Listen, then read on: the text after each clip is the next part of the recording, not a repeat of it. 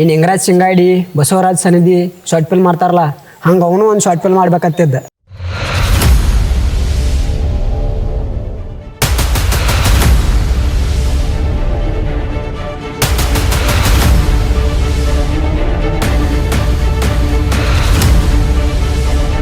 ಈ ಲವ್ ಸಂಬಂಧ ಹುಡುಗ ಮಾನಸಿಕ ಭಾಳ ಸುಸ ಮಾಡ್ಕೋತಾವ.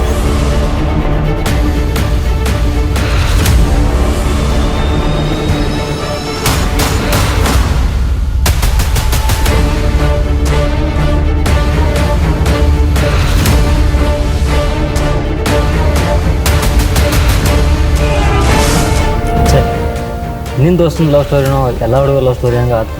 ಹಾಂ ನಂಗೆ ಗೊತ್ತಾಯ್ತು ಈಗಿನ ಹುಡುಗ್ಯಾರ ನಮ್ರ ಕೊನೆಗೆ ಸಾವ ಅಂತ.